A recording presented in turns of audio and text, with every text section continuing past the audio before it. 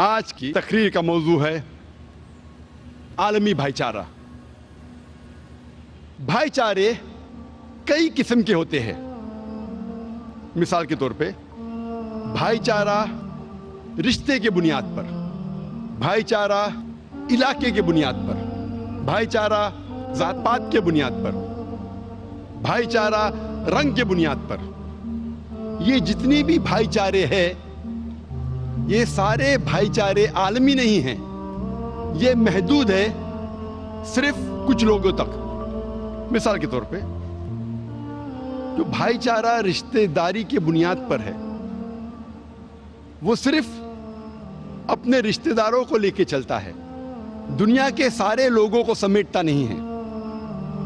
جو بھائی چارہ علاقے کے بنیاد پہ ہے، مثال کے طور پہ ہندوستانی بھائی چارہ، یہ صرف ہندوستانی لوگوں کو لیتا ہے، انگریز لوگوں کو نہیں سمیٹتا ہے۔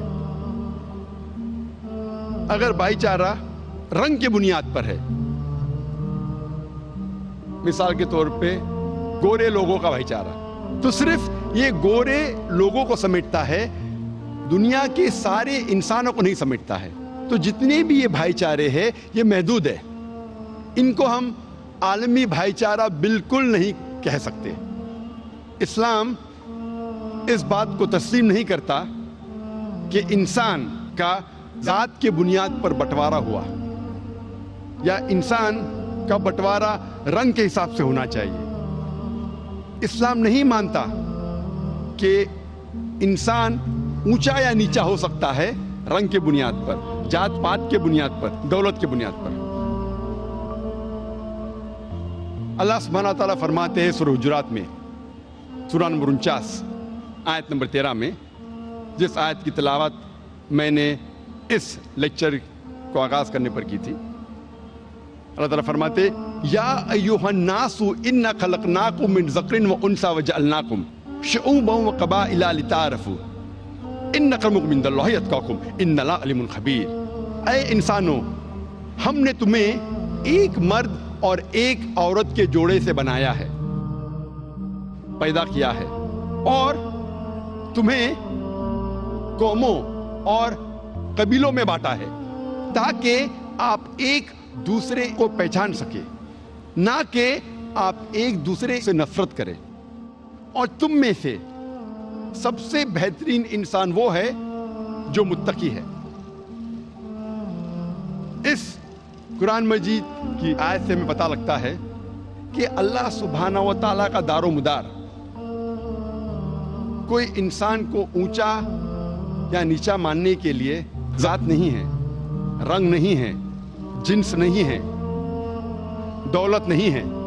اللہ کے نزدیک کوئی انسان چاہے گورا یا کالا ہو اس سے اونچا یا نیچا نہیں بنتا، چاہے امیر یا غریب ہو اس سے اونچا یا نیچا نہیں بنتا، چاہے وہ ہندوستان میں پیدا ہوا یا USA میں پیدا ہوا، اس سے اللہ سبحانہ و تعالیٰ کے نزدیک کوئی انسان اونچا یا نیچا نہیں بنتا۔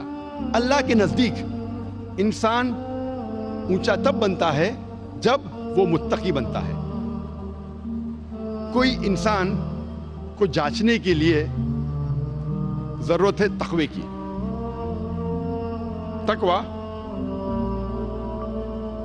مانے نیکی، اچھے اعمال، دینداری۔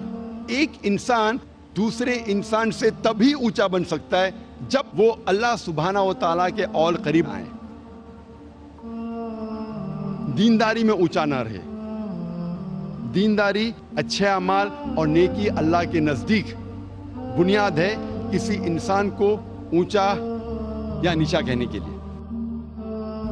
اللہ سبحانہ و تعالیٰ فرماتے ہیں قرآن مجید میں، سورہ روم میں، سورہ نمبر 30 آیت نمبر 22 میں، اللہ سبحانہ و تعالیٰ کی نشانی میں سے نشانی ہے یہ آسمان اور زمین اور انسانوں کے جو مختلف رنگ اور زبانیں ہیں۔ یہ نشانی ہے دانش مندوں کے لیے تاکہ وہ سمجھ سکے۔ اللہ کے نزدیک یہ جو اللہ نے مختلف زبانیں انسانوں کو دی ہے، مختلف رنگ دیے ہیں، وہ اللہ تعالیٰ کی نشانی ہے تاکہ آپ ایک دوسرے کو پہچان سکیں، نہ کہ آپ ایک دوسرے سے نفرت کریں۔ اللہ تعالیٰ فرماتے ہیں سورہ اسراء میں، سورہ نمبر 17 آیت نمبر 70 میں، وَلَقَدْ كَرَّمْنَا بَنِي آدَمَ، اللہ سبحانہ و تعالیٰ نے سارے بنی آدم پہ کرم فرمایا۔ اللہ سبحانہ و تعالیٰ نے سارے بنی آدم کو عزت دی، چاہے وہ عورت ہو یا آدمی ہو، چاہے کالا ہو یا گورا ہو، چاہے امیر ہو یا غریب ہو، اللہ سبحانہ و تعالیٰ نے سارے بنی آدم پر کرم فرمایا۔ کئی مذاہب ہے جو یہ مانتے ہیں کہ ساری انسانیت ایک مرد اور ایک عورت کے جوڑے سے پیدا ہوئی، آدم علیہ السلام اور بی بی حوا۔ ان مذاہب میں سے ایک مذہب مانتا ہے کہ صرف عورت یعنی کہ بی بی حوا انسانیت گناہ میں پیدا ہونے کے لیے ذمہ دار ہے۔ یہ مذہب کہتا ہے کیونکہ ایک عورت نے گناہ کیا، ایک عورت کے وجہ سے ساری انسانیت گناہ میں پیدا ہوئی۔ اسلام اس بات کو بالکل نہیں مانتا۔ اسلام میں آدم علیہ السلام اور بیوی حوا دونوں کو یکساں ذمہ دار ٹھہرایا گیا ہے، اور کئی جگہ قرآن مجید میں اس کا ذکر آتا ہے۔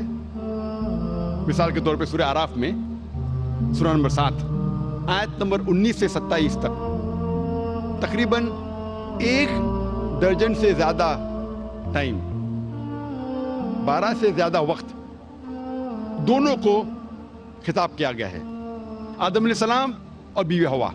اور یہاں کہا گیا ہے کہ دونوں نے اللہ سبحانہ و تعالیٰ کی بات نہیں مانی، دونوں نے اس کے بعد معافی مانگی اور اللہ سبحانہ و تعالیٰ نے دونوں کو معاف کیا۔ قرآن مجید کے مطابق دونوں کو یکساں ذمہ دار، دونوں کو یکساں قصوروار ٹھہرایا گیا ہے۔ قرآن مجید میں ایک بھی آیت نہیں ہے جس میں کہیں بھی صرف بیوی حوا کو قصوروار ٹھہرایا گیا ہے، لیکن قرآن مجید میں ایک آیت ہے جس میں صرف آدم علیہ السلام کا ذکر ہے، وہ سورہ طٰہٰ سورہ نمبر 20 آیت نمبر 121 میں جہاں کہا گیا ہے کہ آدم علیہ السلام نے اللہ سبحانہ و تعالیٰ کا کہنا نہیں مانا۔ لیکن جب قرآن مجید کی ساری آیتیں پڑھتے ہیں ہمیں پتہ چلتا ہے کہ دونوں یکساں قصوروار ہیں۔ اور کچھ غیر اسلامک مذہب ہے جو یہ کہتے ہیں کہ اس کے وجہ سے اللہ سبحانہ و تعالیٰ نے عورتوں پر لعنت بھیجی، اور عورتیں تکلیف سے بچے جنیں گی، یہ ان کے لیے ایک سزا ہے، کیونکہ عورت نے اللہ کا کہنا نہیں مانا، اسی لیے عورت کے اوپر لعنت ہے، اور وہ تکلیف کے ساتھ بچوں کو جنیں گی اور اپنے شوہر کی غلام بنیں گی۔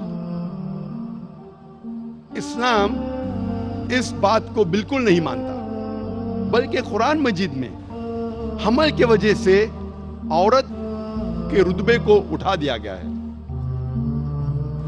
اللہ تعالیٰ فرماتے ہیں سورہ نساء میں، سورہ نمبر 4 آیت نمبر 1 میں، عزت کرو اس کوکھ کی جس نے تمہیں جنم دیا۔ اللہ تعالیٰ فرماتے ہیں سورہ لقمان میں، سورہ نمبر 31 آیت نمبر 14 میں، کہ ہم نے انسانوں سے کہا ہے کہ اپنے والدین کی عزت کرے، اپنے والدین سے اچھا برتاؤ کرے، اور تمہاری ماں نے تمہیں تکلیف کے ساتھ جنم دیا، تکلیف کے ساتھ اپنی کوکھ میں رکھا اور تکلیف کے ساتھ آپ کو جنم دیا۔ اللہ تعالیٰ پیغام کو دہراتے ہیں سورہ اعراف میں، سورہ نمبر 46 آیت نمبر 15 میں، جس میں کہا گیا ہے کہ اے انسانوں، اپنے والدین کی عزت کرو، ان کے ساتھ اچھا برتاؤ کرو، اور تمہاری ماں نے تکلیف کے ساتھ تمہیں جنم دیا، اور تمہاری ماں نے 2 سال تک تمہاری پرورش کی پیدا ہونے کے بعد۔ اس کے اندر ویننگ کا ذکر ہے، میں نے آپ کو دودھ پلائی۔ یہاں اللہ سبحانہ و تعالی خواتین کا رتبہ حمل کی وجہ سے اور اونچا کرتا ہے۔ اور اکثر آپ دیکھیں گے میڈیا میں اسلام کے بارے میں غلط فہمیاں جو میڈیا پھیلا رہی ہے، اس میں ہمیشہ میڈیا یہ کہتی ہے کہ اسلام خواتین کو اپنے حقوق نہیں دیتا اور اسلام خواتین کو ذلیل کرتا ہے. یہ سمے نہیں ہے یہ الزام کو دور کرنے کا. اور اس موضوع پہ میں نے تقریر کی تھی لاسٹ کانفرنس میں انگریزی میں، وومنز رائٹس ان اسلام، اسلام میں خواتین کے حقوق. اگر وہ آپ تقریر دیکھیں گے تقریباً 1.5 سے 2 گھنٹے کی ہے. اس میں صاف طریقے سے ظاہر کیا گیا ہے کہ الحمدللہ اسلام میں عورت اور مرد کا رتبہ یکساں ہے.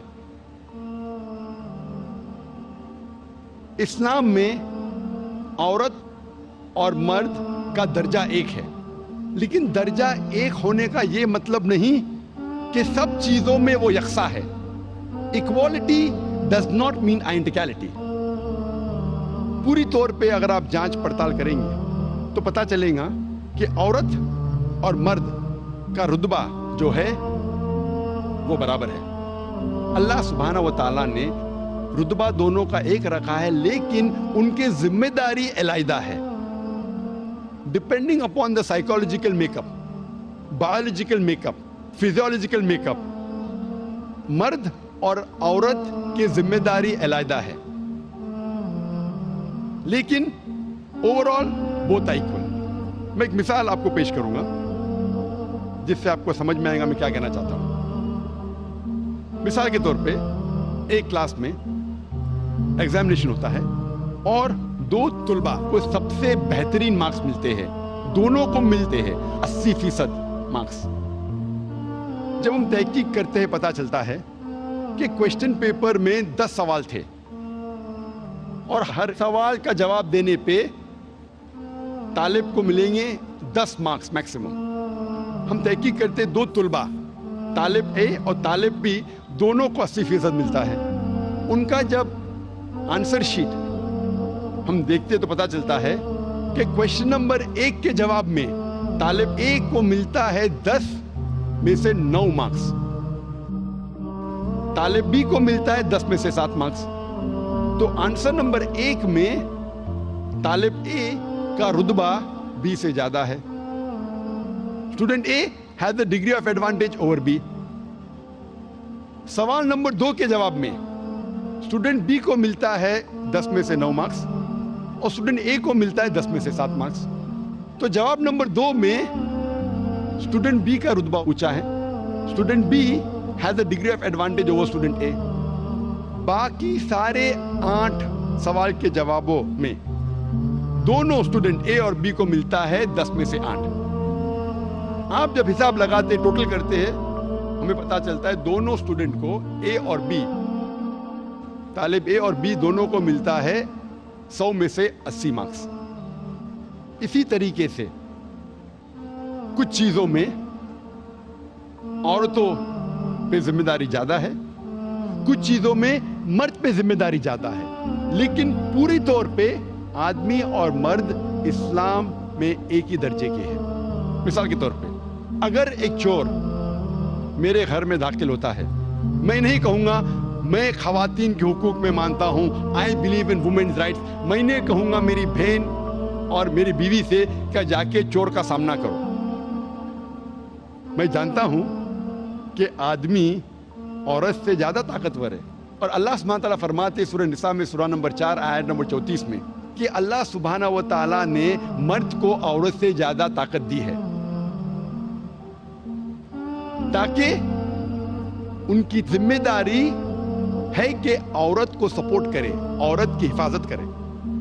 تو اس کے اندر کیونکہ مرد کو طاقت زیادہ دی ہے، اسی لیے مرد کی ذمہ داری ہے کہ وہ عورت کی حفاظت کرے. میں یہ نہیں کہہ سکتا ہوں I believe in women's rights, میں خواتین کے حقوق میں مانتا ہوں اس لیے میری بہن، میری اہلیہ، میرے والدہ جا کے جھگڑا کرے.